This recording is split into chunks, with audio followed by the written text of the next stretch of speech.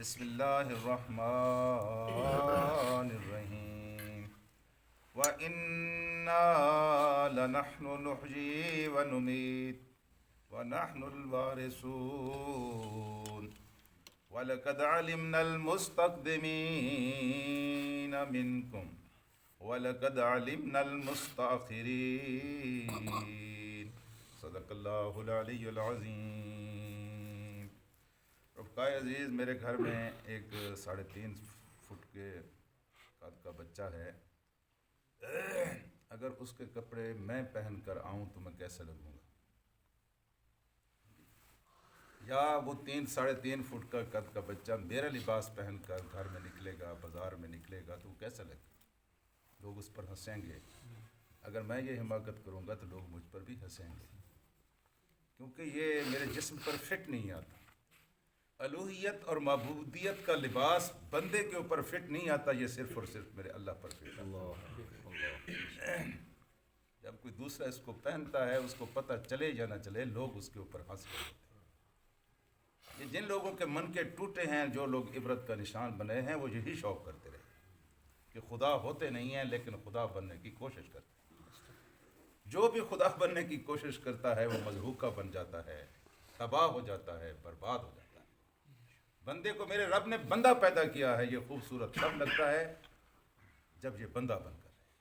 جب یہ خدا بننے کی کوشش کرتا ہے کسی دائرے میں بھی تو یہ تباہ ہوتا ہے، رسوا ہوتا ہے۔ تو خدائی کے لیے جو شان ہے اس میں ایک تو یہ ہے کہ معبود اور خدا اس کو ہونا چاہیے جس کی قدرت کامل ہو، جس کا اختیار پورا ہو، جو کسی کا محتاج نہ ہو۔ یہ پہلی شرط ہے۔ اور دوسری شرط خدائی کے لیے یہ ہے کہ اس کا علم کامل ہو۔ آپ جو صبح اٹھ کر آئے ہیں، نیند تو بہت میٹھی ہوتی ہے، کیوں آئے ہیں؟ نماز پڑھتے ہیں تو کیوں پڑھتے ہیں؟ اس لیے کہ آپ کو پتہ ہے کہ آپ اٹھ کر آئے ہیں، آپ جس کی عبادت کر رہے ہیں اس کو علم ہے کہ آپ اٹھ کر آئے ہیں۔ آپ روزہ کیوں رکھتے ہیں دیر سارے بھوک؟ آپ کو پتہ ہے کہ وہ خدا جانتا ہے کہ میں جس کے لیے بھوکا ہوں وہ اتنا جانتا ہے کہ وضو کرتے ہوئے حلق میں پانی کا ایک قطرہ نہیں جانے دیتے، اور تو کوئی نہیں دیکھ رہا ہوتا نا۔ ہمیں پتہ ہوتا ہے کہ ہمارے خدا کو اتنا بھی علم ہے کہ حلق کے اندر ایک قطرہ بھی چلا گیا تو وضو ٹوٹ جائے گا، روزہ ٹوٹ جائے گا۔ آپ حج کا سفر کر، جتنی بھی عبادتیں ہیں آپ اس یقین کے ساتھ کرتے ہیں کہ جس کے لیے آپ عبادت کر رہے ہیں وہ جانتا ہے، وہ دیکھ رہا ہے، وہ جان رہا ہے۔ تو آج اسی موضوع کو اللہ پاک نے چھیڑا ہے کہ وَإِنَّا لَنَحْنُ نُحْيِي وَنُمِيتُ، ہم ہی ہیں۔ یہ کہ دیکھیں قدرت اور اختیار کا آخری پتہ زندگی اور موت کے وقت چلتا ہے۔ زندگی اور موت کے فیصلے قدرت کے آخری فیصلے ہیں، اختیار کے آخری فیصلے ہیں کہ ہم نے تمہیں پیدا کیا ہے وَنُمِيتُ، اور ہم ہی تمہیں موت دیتے ہیں۔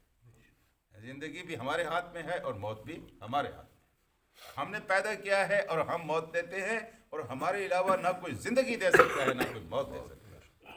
یہ شیخ سعدی تھے، یہ حقائق کو بیان کرتے تھے، مثالوں کے ذریعے بیان کرتے تھے۔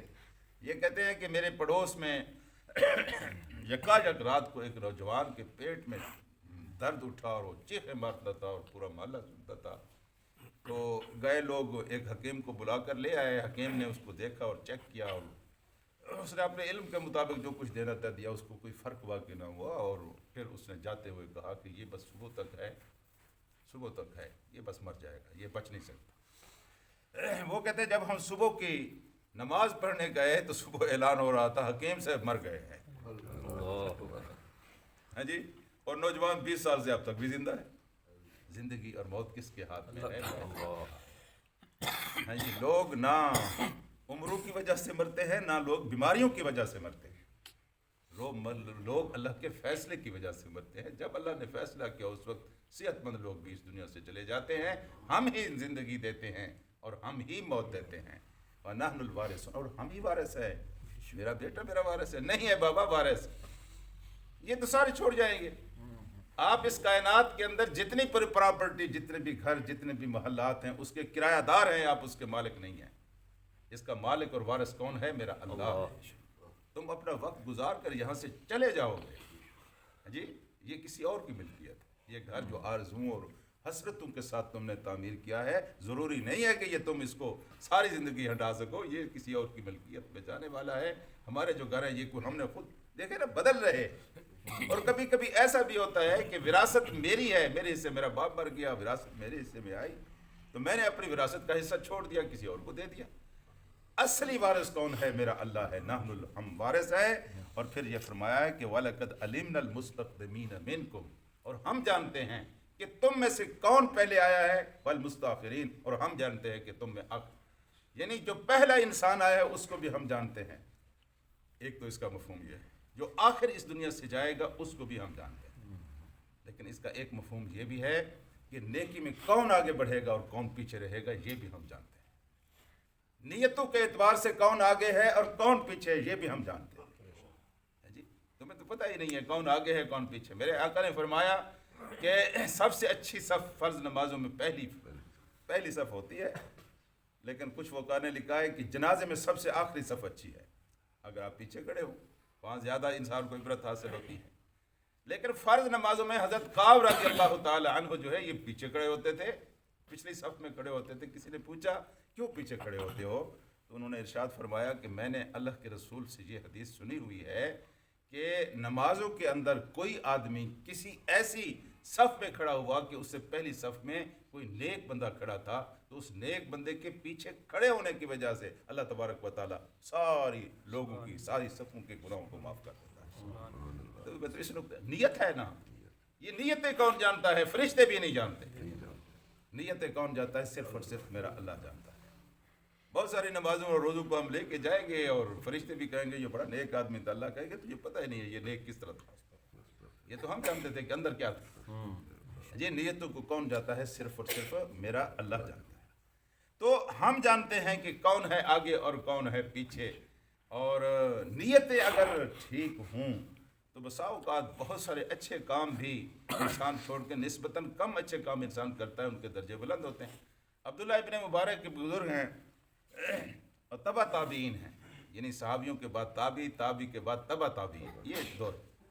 اور یہ شخص بڑا پائے کا انسان تھا، یعنی اتنا بڑا زبردست انسان تھا کہ خود تابعی کہتے ہیں کہ ہم نے صحابہ کو دیکھا ہے۔ تابعی وہ ہوتا ہے جس نے صحابہ کو ایمان کی حالت میں اپنی آنکھوں سے دیکھا ہو۔ وہ کہتے ہیں ہم نے یعنی صحابہ کو دیکھا ہے، اور ہم اس کے بعد کے آنے والے جو لوگ ہیں ان کو بھی ہم نے صحابہ کو دیکھا ہے۔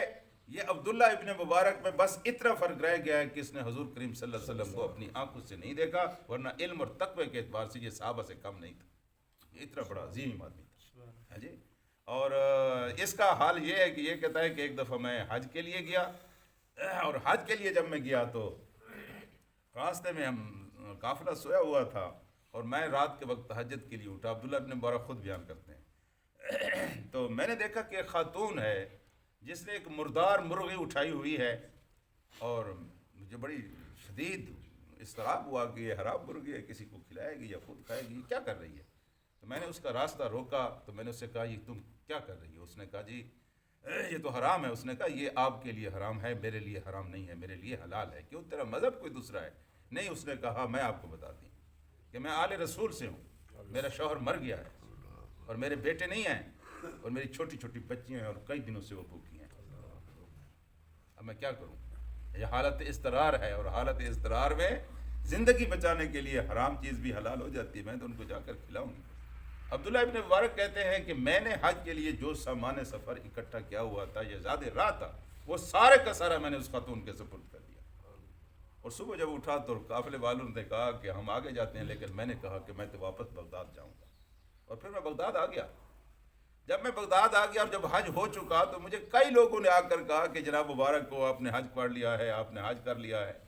تو میں نے کہا میں تو حج کیا ہی نہیں ہے، یہ کیا کہتے ہیں یہ کہ تو نے حج کر لیا، ایک مبارک دے دوسرا مبارک دے۔ تو پھر یہ دو خواب یہاں بیان کرتے ہیں۔ خواب تو بہرحال خواب ہوتے، یہ حدیث تو نہیں ہوتے، لیکن بات کو سمجھنے کی یہ ایک بہترین صورت ہے کہ انہوں نے کہا میں نے خواب میں دیکھا کہ دو فرشتے آئے اور انہوں نے کہا کہ اس دفعہ 6 لاکھ لوگوں نے حج کیا ہے، 6 لاکھ لوگوں نے حج کیا ہے، اور اللہ تبارک و تعالیٰ نے کہا 6 لاکھ لوگوں کے 6 لاکھ لوگوں کا حج ہم منظور کرتے ہیں، لیکن ایک اس کی وجہ سے منظور کرتے ہیں جو حج پر نہیں آئے،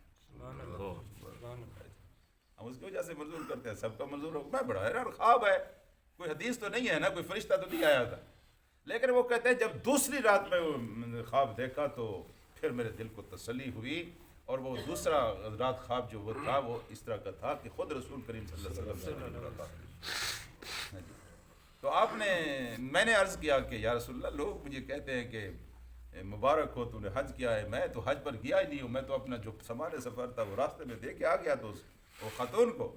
تو انہوں نے کہا عبداللہ تیرے اس اخلاص کو اللہ نے اتنا قبول کیا ہے کہ تیری شکل کی، تیری صورت کا ایک انسان اس نے پیدا کیا ہے اور اس کو حکم دیا ہے کہ تم اس کا حج کرو، تیری جگہ پہ وہ حج کرتا رہا۔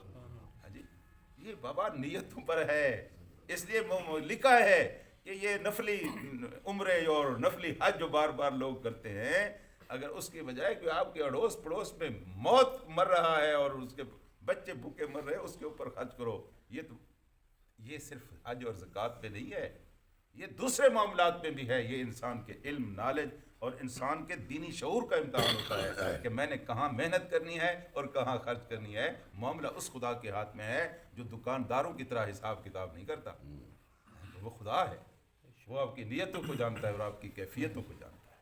تو میرے عزیزو، اللہ پاک نے کیا کہا؟ اللہ تعالیٰ نے کہا کہ ہم جانتے ہیں علمنا المستقدمین منکم وَلَقَدْ عَلِمْنَا الْمُسْتَأْخِرِينَ، کون آگے نکل گیا اور کون پیچھے رہ گیا، کون جانتا ہے؟ ہم اس کو جانتے ہیں۔ اللہم صلی علی سیدنا و مولانا محمد۔